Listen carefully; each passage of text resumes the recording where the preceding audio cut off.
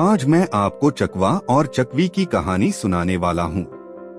आपने ऐसी कहानी पहले कभी नहीं सुनी होगी। यह एक ज्ञानवर्धक एवं प्रेरणादायक कहानी है। एक चकवा और एक चकवी दोनों की यह कहानी है।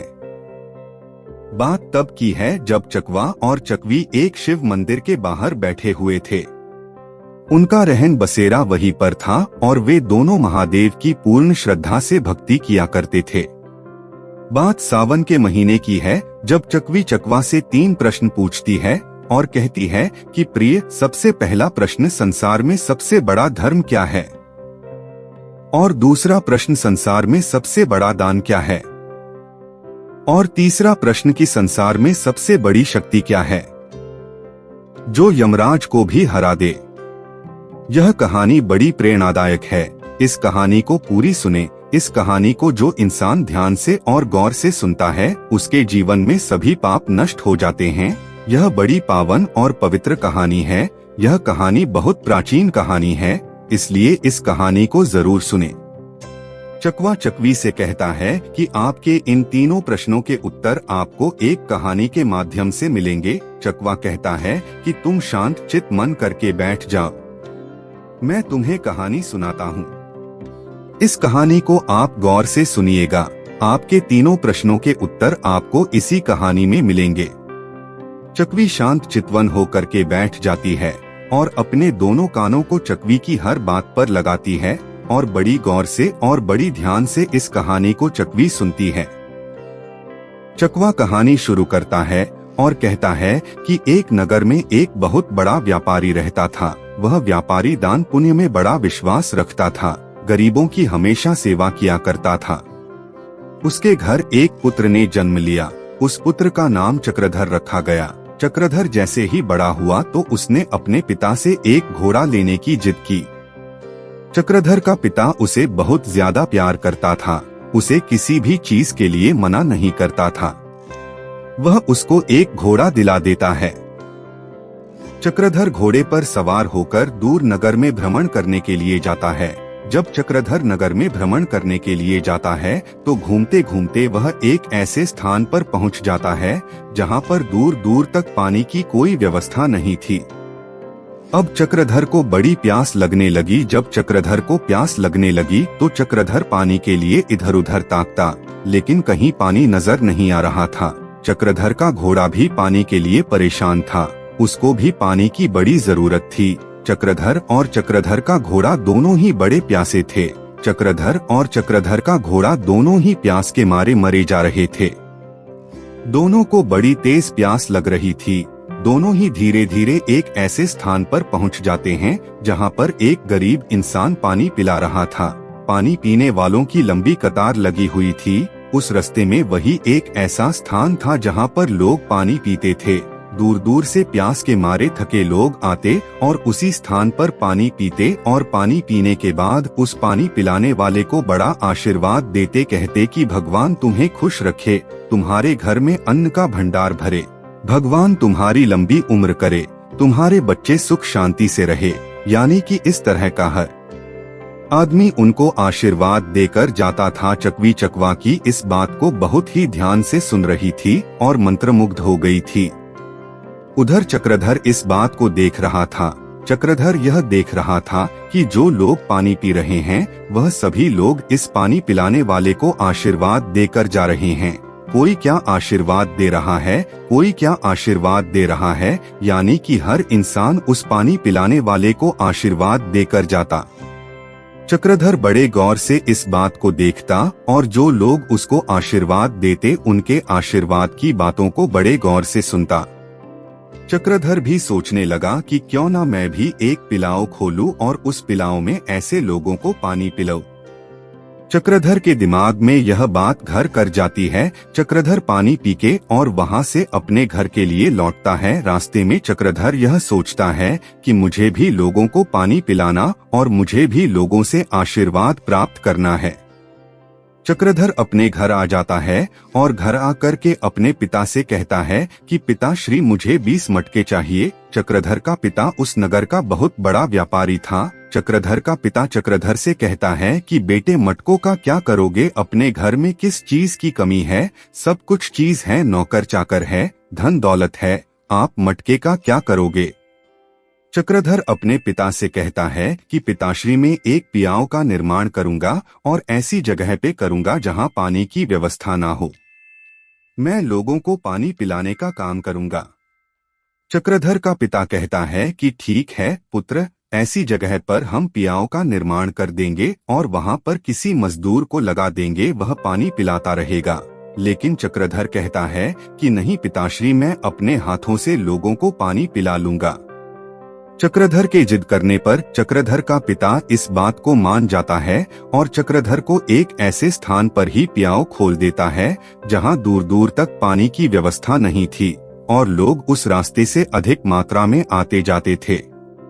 ऐसी जगह पर चक्रधर पियाओ लगा लेता है। चक्रधर के ऊपर दूर दराज से चलकर लोग पानी पीने के लिए आते और चक्रधर बड़े प्यार से सबको पानी पिलाता, बड़ी श्रद्धा से सबको पानी पिलाता और चक्रधर को भी वही आशीर्वाद मिलता जो पहले उस पानी पिलाने वाले को मिला करता था। चक्रधर के पास भी जो लोग पानी पीते वह भी यही आशीर्वाद देते कि तुम्हारी लंबी उम्र हो, तुम खुश रहो, तुम्हारा परिवार खुश रहे। चक्रधर ऐसे आशीर्वाद को पाकर बड़ा प्रसन्न होता।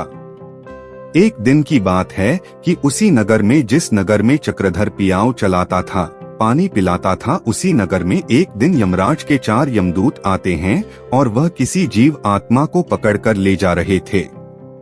जब वह जीवात्मा को पकड़कर ले जा रहे थे, उन 4 यमदूतों की नजर चक्रधर के पियाओ पर पड़ जाती है और वह खड़े होकर देखने लगते हैं। देखते हैं कि चक्रधर सबको बड़े प्यार से पानी पिला रहा है और सारे लोग पानी पी करके जा रहे हैं। यमदूत इस बात को देखते हैं और यमदूत यह फैसला करते हैं कि क्यों ना हम लोग भी चक्रधर के पास चलकर के पानी पीकर आए। यमराज के दूत इंसान का भेष बनाकर और चक्रधर के पिया ऊपर जाते हैं और चक्रधर से जाकर के पानी पीते हैं। पानी पी करके वापस चले आते हैं। कुछ दिन निकलने के बाद फिर से यमराज के 4 दूत वासीपुर में आते हैं और फिर किसी जीवात्मा को लेकर जाने के लिए आते हैं। फिर किसी जीव आत्मा को ले जाते हुए उसी चक्रधर के पिया ऊपर आते हैं और इंसान का भेष बनाकर पानी पीते हैं। जब वह दोबारा पानी पीने के लिए जाते हैं तो चक्रधर उनको पहचान लेता है और चक्रधर कहता है कि भाई तुम कहाँ के रहने वाले हो। चक्रधर पूछने लग जाता है कि तुम कहाँ के रहने वाले हो, पहले भी तुम मेरी प्याऊ पर पानी पीने के लिए आए थे और आज फिर आए हो। आप लोग मुझे यह बताइए कि आप कहाँ के रहने वाले हो और क्या काम करते हो। दूत चक्रधर से कहते कि भाई हम एक व्यापारी हैं और व्यापार का काम करते हैं, हमारा आना जाना लगा रहता है। जब भी हम दूर दराज से व्यापार करके आते हैं तो इसी रास्ते से आते हैं, इसी रास्ते से जाते हैं, इसलिए तुम्हारी पियाओं पर पानी पीते हैं। चक्रधर कहता है कि ठीक है, क्या आप मुझसे मित्रता करोगे। कहते कि ठीक है, यदि आप चाहते हैं कि हम आपसे मित्रता करें तो कोई बात नहीं, हम आपसे मित्रता कर लेंगे। चक्रधर और दूतों में मित्रता हो जाती है, वह लोग घनिष्ठ मित्र बन जाते हैं। जब भी उस नगर में दूत आते हैं तो चक्रधर के पिया ऊपर पानी पीने के लिए अवश्य जाते हैं और घंटों घंटों बैठकर चक्रधर से बात किया करते। अब उन लोगों में घनिष्ठ मित्रता हो गई। एक दिन की बात है जब यम अपने दूतों को आदेश देते हैं और कहते हैं कि कल तुम्हें चक्रधर नाम के व्यक्ति के प्राण हरने हैं। इस बात को सुनकर चारों दूत बड़े दुखी हो जाते हैं क्योंकि चक्रधर उनका घनिष्ठ मित्र था। सबसे छोटे वाले को जिम्मेवारी देते हैं कि तुम शेषनाग बनकर और चक्रधर को देखोगे और तुम तीनों चक्रधर के प्राण हर कर यहाँ तक लेकर आओगे। चारों यमदूत मृत्युलोक में आ जाते हैं। जब मृत्युलोक में आते हैं तो सीधे चक्रधर के पास जाते हैं और पहले बात करते हैं और बाद में जोर जोर से रोने लग जाते हैं क्योंकि चक्रधर उनका मित्र था, घनिष्ठ मित्र था और वह अपने ही मित्र को ले जाने वालों ले थे। इसलिए चारों यमदूत जोर जोर से रोने लगते हैं। उनको रोता हुआ देख चक्रधर उनसे कहता है कि मित्रों तुम क्यों रो रहे हो। क्या इस नगर में तुमसे किसी ने कुछ कहा है? क्या इस नगर में तुम्हारे साथ किसी ने कुछ गलत किया है? आप मुझे बताइए, मेरे पिता इस नगर के बहुत बड़े आदमी हैं। यदि कुछ ऐसा हुआ होगा तो उन लोगों को मैं फांसी दिला सकता हूँ। लेकिन चारों यमदूत कहते हैं, इस नगर में हमसे किसी ने भी कुछ नहीं कहा। चक्रधर कहता है कि जब इस नगर में आप लोगों से किसी ने कुछ नहीं कहा तो तुम लोग रो क्यों रहे हो? कारण क्या है? सबसे छोटा जो यमदूत था वह जोर जोर से रोता और चिल्ला चिल्ला कर रोता, क्योंकि सबसे ज्यादा प्यार, सबसे ज्यादा मोहब्बत वही करता था चक्रधर से। इसीलिए वह जोर जोर से रोता। चक्रधर उसको कहता कि भाई तुम क्यों रो रहे हो, इतनी तेजी से क्यों रो रहे हो, जोर जोर से क्यों रो रहे हो, आप मुझे बताइए तो सही। वह सबसे छोटा जो यमदूत था वह कहने लगा कि मित्र, यदि तुम जिद कर रहे हो तो ठीक है, मैं तुम्हें बता ही देता हूँ। वह कहता है कि हम इंसान नहीं हैं और हम यमदूत हैं। इस नगर में हम जब भी आते थे किसी न किसी के प्राण हरने के लिए आते थे, और इसी बहाने तुम्हारे पिया ऊपर पानी पीने के लिए आते थे, और इसी बहाने से तुमसे मित्रता हुई है और मैं तुमसे प्रेम करता हूँ, तुमसे घनिष्ठ मित्रता करता हूँ और तुम मेरे सबसे सच्चे मित्र हो। सबसे छोटा यमदूत कहानी सुनाता है और कहता है कि हम कल तुम्हारे प्राण हरने वाले हैं। कल 12 बजे तुम्हारी मृत्यु हो जाएगी और कल तुम्हारी प्राण हर कर हम तुम्हें लेकर जाएंगे। इस बात को सुनकर चक्रधर थोड़ा डर जाता है, लेकिन बाद में हिम्मत करके कहता है कि मित्रों, कोई बात नहीं है, जो इस संसार में आया है उसको एक दिन जाना जरूर पड़ेगा। कोई बात नहीं, कल मैं जा रहा हूँ, इसमें घबराने वाली कौन सी बात है। आपका जो कार्य है आप कीजिए, मैं मृत्यु से नहीं डरता हूँ। इतनी बात चक्रधर यमदूतों से कहता है। यमदूत कहते हैं कि मित्र, फिर भी हमें दुख तो है, लेकिन हम इतना जरूर करेंगे कि तुम्हारी मृत्यु के समय तुम्हें पीड़ा ना हो। उनके दूत कहते हैं, सबसे छोटा जो यम का दूत था वह कहता है कि मित्र, कल ठीक 2:00 बजे तुम्हारी मृत्यु हो जाएगी। चक्रधर कहता है कि ठीक है, कोई बात नहीं। चक्रधर अपना पियाऊ बंद करके अपने घर चला जाता है। घर जाने के बाद अपनी पत्नी से मिलता। चक्रधर का कुछ दिन पहले ही विवाह हुआ था और चक्रधर की पत्नी बड़ी सुंदर और सुशील और पतिव्रता थी।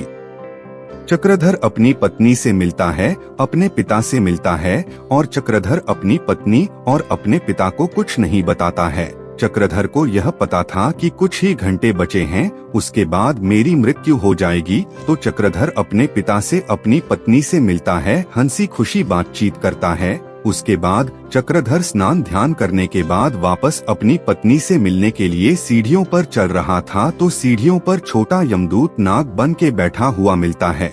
जैसे ही चक्रधर उसको देखता है तो चक्रधर पहचान लेता है कि यह वही मेरा मित्र यमदूत है जो नाग बन के मुझे डसने के लिए आ पहुंचा है। चक्रधर उससे कहता है कि ठीक है, आप आ चुके हैं और मेरा समय आ गया है, आप मुझे डस लीजिए। चक्रधर और उस नाग यमदूत में बात होती है। चक्रधर उस नाग से कहता, ठीक है, आप मुझे डस लीजिए, मेरा समय आ चुका है, बस कुछ ही मिनट बचे हुए हैं और मेरी मृत्यु हो जाएगी। इस बात को चक्रधर की पत्नी सुन रही थी। चक्रधर की पत्नी सुनकर कि मेरे पति की कुछ ही मिनटों बाद मृत्यु होने वाली है और मैं विधवा हो जाऊंगी तो मैं जी के क्या करूंगी, इससे पहले वह भगवान का ध्यान करने बैठ जाती है। सोचने लगती है, भगवान का ध्यान करती है और भगवान से अरदास करती है कि है ऊपर वाले, तेरा कैसा न्याय है। कुछ दिनों पहले मेरा विवाह हुआ है, अभी तो मैंने संसार भी नहीं देखा और तू मेरा संसार उजड़ रहा है। वह भगवान का ध्यान करती है, ईश्वर से प्रार्थना करती है। जिस वक्त यमदूत नाग बनके चक्रधर को डसने वाला था, उसी समय उस नगर में एक विधवा महिला एक पुत्री को जन्म देती है। उस महिला के पति की कुछ दिन पहले ही मृत्यु हो जाती है और वह महिला विधवा हो जाती है, तो वह महिला उसी दिन उसी समय एक बच्चे को जन्म देती है और वह महिला अपने पिता के घर रह रही थी। वह महिला एक बच्चे को जन्म देती है। जब बच्चे को जन्म देती है तो बड़ी भूख लगती है और वह अपने पिता से कहती कि पिताश्री मुझे कुछ खाने के लिए लेकर आए। उसका पिता कहता है कि पुत्री मैं भीख मांग कर खाता हूँ, बड़ा निर्धन हूँ, मेरे पास तुम्हें खिलाने के लिए कुछ नहीं है। वह महिला अपने पिता से कहती है कि ठीक है पिताश्री, यदि आपके पास मुझे खिलाने के लिए कुछ नहीं है तो मैंने जो बच्चे को जन्म दिया है तो मैं इसी को खा लेती हूँ। इतनी बात सुनकर वह पिता रोने लगता है और अपनी पुत्री से कहता है कि ठीक है पुत्री, मैं नगर में जाता हूँ और नगर में जो भी कुछ मिलेगा तुम्हें लाकर खिलाता हूँ। उस महिला का पिता नगर भीख मांगने जाता है। एक बात आपने देखी होगी, जब भी कोई भिखारी, कोई दीक्षित रोज रोज आपके द्वार पर आता है तो आप उसको भिक्षा देना बंद कर देते हैं। यही हाल उस वृद्ध व्यक्ति का था, क्योंकि वह रोज रोज हर घर में भिक्षा मांगता था। उसके पास कोई चारा नहीं था, वह भीख मांगकर अपना पेट पालन करता था। अब जिस घर में भिक्षा मांगने के लिए जाता सभी लोग बट बंद कर लेते, दरवाजे बंद कर लेते, कोई भी उनको भिक्षा नहीं दे रहा था। वह घूमता घूमता उसी हवेली पर आ जाता है जहाँ पर चक्रधर को यमदूत नाग बन के डसने वाले थे। उसी व्यापारी की हवेली पर आ जाता है और भिक्षा की गुहार लगाता है। कहता है, मुझे भिक्षा दे दीजिए, मेरी पुत्री ने बच्ची को जन्म दिया है और वह भूख के मारे तिलमिला रही है और वह कह रही है कि यदि मुझे भोजन नहीं मिलेगा तो मैं अपने बच्चे का ही सेवन करूंगी, बच्चे को खा लूंगी। इसीलिए हो सके तो आप मुझे भोजन दे दीजिए।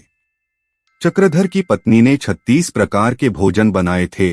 चक्रधर की पत्नी उसकी आवाज को सुनती है और चक्रधर की पत्नी सोचने लगती है कि मेरे पति की कुछ ही मिनटों बाद में मृत्यु हो जाएगी, यह भोजन कोई नहीं खाएगा, तो इससे अच्छा तो यही है कि मैं यह भोजन इस वृद्ध व्यक्ति को दे दूं, क्योंकि मेरे पति की मृत्यु हो जाएगी तो मुझे भी सती होना है, तो इस भोजन को कौन खाएगा। यही सोचकर वह चक्रधर की पत्नी 36 प्रकार के भोजन उस वृद्ध व्यक्ति को थमा देती है। वृद्ध व्यक्ति भोजन लेकर दौड़ा दौड़ा अपने घर आता है और अपनी पुत्री को 36 प्रकार के भोजन खिलाता है। उस वृद्ध व्यक्ति की पुत्री, जिसने बच्चे को जन्म दिया था, बड़े शौक से पेट भर भोजन करती है। उसकी आत्मा तृप्त हो जाती है और वह कहती है कि पिताश्री, यह भोजन, इतना स्वादिष्ट भोजन, 36 प्रकार के भोजन आपको कहाँ से मिले। इसलिए व्यक्ति बताता है कि पुत्री हमारे नगर के व्यापारी की वर वधु ने दिए हैं। उस वृद्ध व्यक्ति की पुत्री उसकी बहू को आशीर्वाद देती है और कहती है कि उसका सुहाग हमेशा अमर रहे। इधर वह यह आशीर्वाद देती है, उधर श्री हरि विष्णु का सिंहासन हिलने लगता है, क्योंकि वह आशीर्वाद देती हैं, भोजन देने वाली महिला का सुहाग हमेशा अमर रहे, अमर रहे, अमर रहे, उसको कभी भी कुछ ना हो, उधर हो।